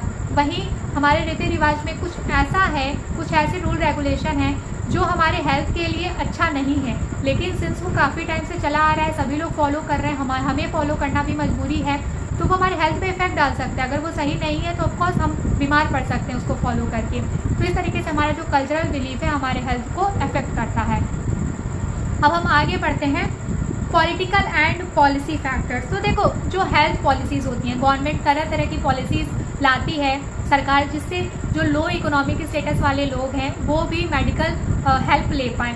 तो वो हेल्थ पॉलिसीज़ अगर आप ले पा रहे हो, उसके मदद से अगर आप अपना इलाज करा पा रहे हो, तो वो वेल एंड गुड है, आपके लिए एक अच्छा फैक्टर है। बट वहीं अगर आप उस हेल्थ पॉलिसीज़ का फ़ायदा नहीं उठा पा रहे हैं, तो आप बीमार हो रहे हैं, आपको कह रहे हैं यार मेरे पास पैसे नहीं हैं, जबकि सरकार फ्री की दवाइयाँ दे रही है, लेकिन उस फ्री की दवाइयों के बारे में, फ्री के इलाज के बारे में आपको पता नहीं है, तो उस पॉलिसी का फ़ायदा नहीं उठा पा रहे हो, तो आपके लिए वो एक नेगेटिव पॉइंट है, नेगेटिव फैक्टर है। तो हेल्थ पॉलिसी का फ़ायदा ना उठा पाना भी हमारे हेल्थ के लिए एक फैक्टर है जो हमें बीमार करने में या फिर हमें हमारे इलाज में परेशानियां क्रिएट करता है।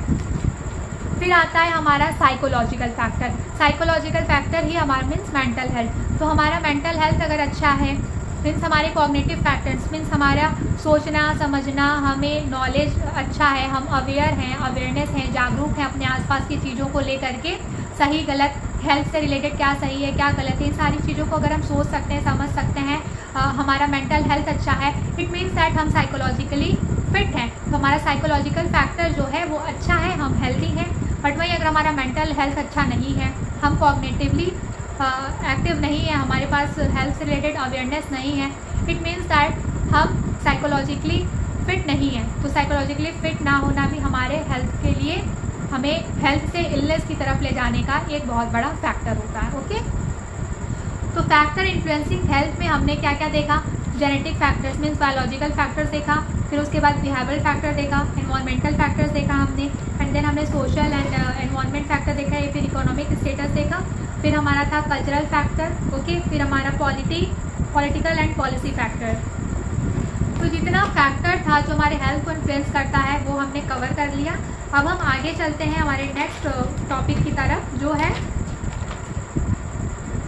इलनेस के टाइप्स के बारे में हम पढ़ेंगे। ठीक है, causes and risk factors similar ही है, मीन्स जो जो चीज़ें हमारे लाइफ को इम्पैक्ट कर रही हैं, हमारे हेल्थ की कंडीशंस को बुरी कर रही हैं, मीन्स नेगेटिव इम्पैक्ट डाल रही है हमारे हेल्थ के ऊपर, all this comes under the causes and risk factors. Okay, अब हम आगे बढ़ते हैं इलनेस के टाइप्स एंड इलनेस बिहेवियर के बारे में पढ़ेंगे।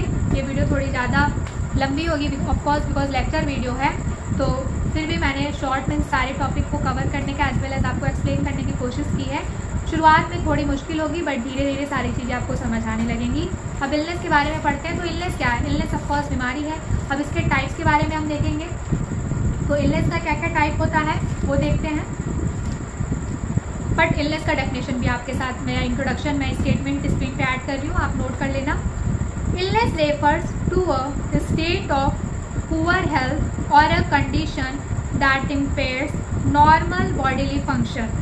It can be caused by a variety of factors and can affect physical, mental और emotional well-being। मीन्स इलनेस का मतलब कोई भी ऐसी बीमारी जो हमारे रेगुलर डेली एक्टिविटी को इम्पैक्ट कर रही है, उस पर नेगेटिव इम्पैक्ट डाल रही है, वो सारी चीज़ें इलनेस कहलाएंगी। ठीक है, बीमार होना, इलनेस, इल का मतलब क्या होता है? ये ना होता है बीमार होना। ठीक है, टाइप्स ऑफ इलनेस क्या क्या होता है देखो, ध्यान देना। Infectious diseases, chronic diseases, acute diseases, autoimmune diseases, genetic disorder, mental health disorder, nutritional deficiency। ठीक है, अब मैं इसको एक एक करके डिफाइन कर रही हूँ, आप ध्यान से सुनिएगा।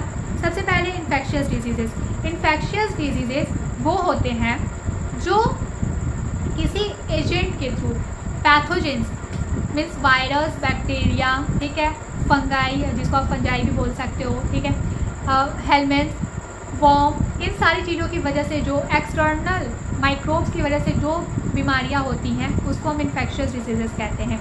जो एक पर्सन से दूसरे पर्सन में या तो फिज़िकल कांटेक्ट या फिर फ्लूइड के कांटेक्ट में आने की वजह से हो, एक दूसरे से दूसरे में फैलने वाली जो बीमारियां होती हैं वो इन्फेक्शियस डिजीजेज होती हैं। ठीक है, क्रोनिक डिजीजेज जो बहुत लंबे टाइम से बीमारियां चली आ रही हैं, मीन्स 6 महीने से ज़्यादा समय पहले से अगर आपके पास कोई बीमारी है वो क्रोनिक डिजीजेस कहलाएंगी। जैसे आप कहते हैं ना कि अरे उसको 1 साल से ये डिजीज़ है, ये बीमारी है, 2 साल से ये बीमारी है, 4 साल से बीमारी है, 5 साल से बीमारी, तो वो सारी चीज़ें क्रोनिक डिजीजेस मीन्स बहुत लंबे टाइम से हो रही हैं। इसमें कौन कौन सी डिजीजेस हो सकती हैं? Long term condition that may progress over time such as diabetes, heart diseases and chronic obstructive pulmonary diseases. ठीक है, मीन्स कोई ऐसी बीमारी जो बहुत पहले से थी, फिर धीरे धीरे धीरे धीरे बढ़ते बहुत ज़्यादा सीवियर फॉर्म ले चुकी है।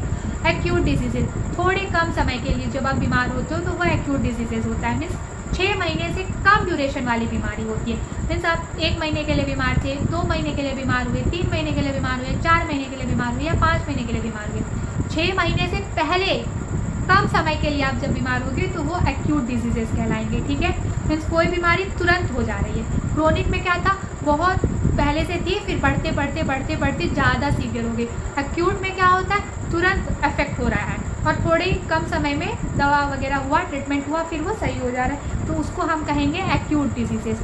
फिर आता है auto immune diseases. Auto immune से ही समझ लो जो इम्यून सिस्टम से रोग प्रतिरोधक क्षमता से रिलेटेड जो बीमारी है वो होती है हमारी ऑटो इम्यून डिजीजेस। ठीक है, जो हमारे इम्यून सिस्टम के कमज़ोर होने से जो बीमारी हो जाती है उसको हम कहते हैं ऑटो इम्यून सिस्टम। फिर आता है हमारा जेनेटिक डिसऑर्डर। जेनेटिक डिसऑर्डर्स क्या होता है, मीन्स वैसे पहले बताई हूँ जो हमारे जीन्स में डिफेक्ट होता है उसकी, देखो 12th में हमने जेनेटिक्स पढ़ा है तो जेनेटिक्स का इंट्रोडक्शन मुझे देने की ज़रूरत नहीं है। जीन, ठीक है, जीन्स में या फिर हमारा जो क्रोमोसोमल पैटर्न है उसमें जो हमें बीमारियाँ उसके थ्रू उसकी वजह में डिफेक्ट या फिर उसमें डिफेक्ट होने की वजह से जो बीमारी होती है उसको हम कहते हैं जेनेटिक डिसऑर्डर्स, ठीक है। Conditions affecting mood, conditions caused by abnormalities in genes और chromosome such as cystic fibrosis और डाउन सिंड्रोम्स हो गया, ठीक है। ये सारे डिजीजेस या हीमोफीलिया हो गया, जो जीन में रिलेटेड बीमारियाँ हैं, क्रोमोसोम से रिलेटेड बीमारी है, वो सारे हमारे जेनेटिक डिसऑर्डर्स होते हैं। फिर आता है हमारा mental health disorder. Mental health means अगर हमारा मानसिक संतुलन बिगड़ता है या फिर हमारी मानसिक स्थिति से रिलेटेड जो भी बीमारी होती है वो हम मेंटल हेल्थ डिसऑर्डर्स बोलते हैं उसे। जैसे कि वो conditions means condition affecting mood, thinking and behaviour such as depression, anxiety disorders और सीजोफ्रेनिया।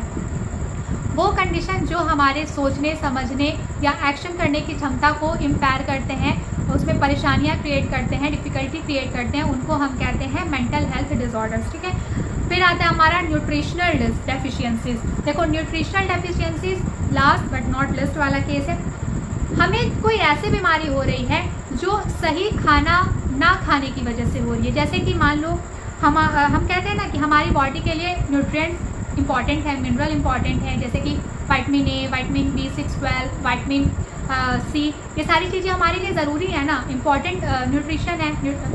बट अगर इसकी डेफिशिएंसी हो जाए, फॉर एग्जांपल आयरन की डेफिशिएंसी हो जाए, तो क्या होगा, आपका हीमोग्लोबिन कम होगा, ठीक है, आपके शरीर में खून की कमी हो सकती है।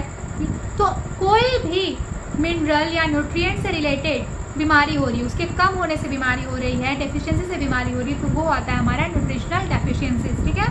जैसे कि illness resulting from a lack of essential nutrition such as scurvy, जो कि विटामिन डेफिशिएंसी सी की डेफिशिएंसी से होती है, ठीक है, पेलाग्रा, ये सारी बीमारियां जो होती हैं वो सब हमारी क्या होती हैं, न्यूट्रिशनल डेफिशिएंसीज होती हैं। तो हमने क्या समझा न्यूट्रिशनल डेफिशिएंसी में, वो जो बीमारियां न्यूट्रिशनल या फिर कहूँ हमारी बॉडी के लिए जो विटामिन्स, मिनरल्स ज़रूरी हैं उसके ना मिलने की वजह से जितनी बीमारियां हो रही हैं वो हमारे न्यूट्रिशनल डेफिशिएंसीज हैं। मीन्स हमारा अगर न्यूट्रिशनल लेवल फुलफिल नहीं हो रहा है उसकी वजह से जो बीमारी हो रही है उस टाइप की बीमारी न्यूट्रिशनल डेफिशिएंसीज कराएंगी। तो ये टॉपिक भी हमारे यहाँ कंप्लीट होता है। नेक्स्ट है हमारा सिम्टम्स ऑफ इलनेस। जब हमें बीमारी होती है तो सिम्टम्स देखने को मिलते हैं ना, ठीक है। तो सिम्टम्स देखने को मिलते हैं कौन कौन से, फिजिकल सिम्टम देखने को मिलेगा, मेंटल सिम्टम देखने को मिलेगा, बिहेवियरल सिम्टम देखने को मिलेगा। तो फिजिकल सिम्टम्स क्या क्या होंगे, जो हमें बाहर से देखने पे पता चले। जब आप किसी बीमार इंसान को देखोगे और एक हेल्दी इंसान को देखोगे तो सिर्फ देख के ऑब्जर्व करके जो सिम्टम्स, जो डिफरेंसेस आपको पता चलेंगे वो होगा हमारा फिजिकल सिम्टम। उसमें क्या क्या आएगा, फीवर आ सकता है, ठीक है, बुखार, पेन, दर्द, फटीग, थकान महसूस होना, नोजिया, ठीक है, उल्टी आना या उल्टी जैसा फील होना, चेंजेस इन वेट, वजन का घटना या वजन का ज़रूरत से ज़्यादा बढ़ जाना, या लॉस ऑफ एपेटाइट, भूख ना लगना, ये सारी चीज़ें फिजिकल सिम्टम्स होती हैं, ठीक है। अब मेंटल सिम्टम्स क्या क्या देखने को मिलेंगे, मूड स्विंग्स। देखो अगर आपको बहुत टाइम से बार बार रात को बुखार आ जा रहा है, ऑब्वियस सी बात है आप अच्छा फील नहीं करोगे, चिड़चिड़ापन फील करोगे, तो क्या होगा, ये मेंटल सिम्टम्स हैं। इसमें क्या क्या आएगा, मूड स्विंग्स आ सकता है, कन्फ्यूज़न हो सकता है, डिफ़िकल्टी इन कंसंट्रेशन, ठीक है, चेंजेस इन स्लीप पैटर्न्स। अब देखो जब एक इंसान बीमार होता है फिजिकल सिम्टम्स तो दिखते हैं बट मेंटली भी वो अनस्टेबल हो जाता है ना, उसको गुस्सा आएगा, ठीक है, फिर क्या होगा, वो अच्छे से सोच नहीं पाएगा, उसको थकान सा महसूस होता रहेगा, मूड स्विंग करेगा, कभी खुश होगा कभी उदास हो जाएगा। मतलब डिपेंड करेगा कि आपको किस टाइप की बीमारी है। मैं एक कॉमन सिम्टम बता रही हूँ फिजिकल लेवल पे, मेंटल लेवल पे, बिहेवियरल लेवल पे, बट डिपेंड करेगा इनमें से कौन सा सिम्टम ज़्यादा देखने को मिल रहा है। जिस टाइप की बीमारी होगी उस टाइप का सिम्टम देखने को मिलेगा, ठीक है। स्लीप पैटर्न में दिक्कतें होंगी, ऑब्वियस सी बात है, अगर आप हेल्दी हो तो आप टाइम से सो जाओगे, टाइम से उठ जाओगे, बट वहीं अगर आप बीमार हो तो आपको नींद अच्छे से नहीं आएगी। फिर आता है हमारा behavioural symptom. Behavioural system changes in daily activity. अगर आप हेल्दी हो तो ऑफकोर्स सुबह उठोगे एकदम एनर्जेटिक फील करोगे, फटाफट से फ्रेश होगे, अपना जो भी डेली रूटीन है वो करना स्टार्ट कर दोगे। बट वहीं आप बीमार होगे तो पहले आप सो के उठोगे, फिर थोड़ी एनर्जी लाओगे, अपने अंदर से लाने की कोशिश करोगे, फिर बहुत हिम्मत करके आप उठोगे, अपना डेली एक्टिविटी स्टार्ट करोगे, ब्रश करना, फ्रेश होना, नहाना, थोड़ा बहुत खाने का मन करेगा, नहीं करेगा। आप लोगों से बात नहीं करना चाहोगे, ठीक है, ओवरऑल फंक्शनिंग आपकी अफेक्टेड होगी। तो डिपेंड करेगा आपको कितनी ज़्यादा बड़ी बीमारी है, उस हिसाब से आपका बिहेवियर चेंज होगा। तो इस तरीके के कॉमन सिम्टम्स देखने को मिलेंगे फिजिकल लेवल पे, मेंटल लेवल पे और सोशल लेवल पे। अब लास्ट टॉपिक आता है हमारा impact of illness and behaviour on patient and family. अब देखो ये समझने वाली बात है, ये आपका होमवर्क है। अब ChatGPT से या गूगल से सर्च करके नोट करोगे अपनी नोटबुक में, या फिर सोच के करोगे। जब कोई इंसान बीमार होता है तो पेशेंट के साथ साथ पेशेंट का जो फैमिली होता है उनमें भी तो इफेक्ट होता है ना, वो भी तो सैड हो जाते हैं। तो क्या क्या असर देखने को मिलता है, मैं कुछ हिंट देती हूँ। सबसे पहले तो इकोनॉमिक बर्डन आता है, फाइनेंशियल बर्डन। जब आप बीमार होगे तो दवा कराने में पैसे तो लगेंगे, तो फाइनेंशियल बर्डन आएगा। फिर आता है क्या, इमोशनल अनस्टेबिलिटी। इमोशनल अनस्टेबिलिटी मतलब क्या, अगर आपका कोई लव्ड वंस या आपकी फैमिली में कोई बीमार हो जाता है तो आप इमोशनली अच्छा फील नहीं करते ना, बिल्कुल आप भी उदास रहते हो, आप सोचते हो काश जल्दी से ठीक हो जाए, है ना। फिर फियर ऑफ लॉस, जब कोई हमारी फैमिली में या फिर हमारा नोन, कोई हमारा रिलेटिव, हमारा फ्रेंड बहुत ज़्यादा बीमार हो जाता है तो हमें डर लगता है ना कि अरे कहीं कुछ ज़्यादा बीमार ना हो जाए, कहीं मैं उसे खो ना दूँ, ऐसा डर तो लगता है ना। तो फियर ऑफ लॉस होता है। ये सारे इम्पैक्ट्स हैं जो देखने को पेशेंट पे एज वेल एज फैमिली पे मिलता है। अब इन टॉपिक्स को, जो ये वाला impact of illness and behaviour on patient and family है, मैंने हिंट दे दिया। अब इस टॉपिक का नोट आप खुद से सर्च करके बनाओगे और मुझे बताओगे कि आपने बनाया या नहीं बनाया। कैसे बताओगे, आप मुझे मेल कर सकते हो, इंस्टाग्राम पे DM कर सकते हो, कमेंट सेक्शन में भी मेंशन कर सकते हो। तो आप देखो अपने साइड से फाउंडेशन ऑफ नर्सिंग का first unit that is health and illness, उसको डिफाइन करने की मैंने पूरी कोशिश की है। साथ ही साथ टेक्स्ट स्क्रीन पे ऐड करके आपको लेक्चर नोट भी मैंने प्रोवाइड कराया है। अब आपकी ड्यूटी है कि इस लेक्चर नोट को आप तुरंत बनाओ, बाद के लिए मत छोड़ो। पेंडिंग में कोई काम नहीं रखना, क्योंकि जो काम पेंडिंग में जाता है वो पेंडिंग में ही रह जाता है। तो बेटर है कि आप अभी नोट्स बना लो, फिर इस लेक्चर नोट को रिवाइज करो और अपना ये फर्स्ट यूनिट तैयार करो, क्योंकि एडमिशन होने के और कॉलेज स्टार्ट होने के 2 महीने के अंदर ही इंटरनल एग्ज़ाम, बहुत हो जाएगा 3 महीने, फिर आपका इंटरनल एग्ज़ाम आ जाएगा। उसमें आपको पढ़ना तो है ना, एग्ज़ाम तो देना है, तो अभी से तैयारी शुरू करो। So this is all about today's video. Channel को सब्सक्राइब करना, आपके सब्सक्रिप्शन से ही मुझे मोटिवेशन मिलता है। तो मैं धीरे धीरे फाउंडेशन ऑफ नर्सिंग के सारे units free of cost, free lecture के थ्रू आपको एक्सप्लेन कर दूंगी, साथ ही साथ आपको लेक्चर नोट भी प्रोवाइड करा दूंगी। Okay, so thank you so much for watching this video.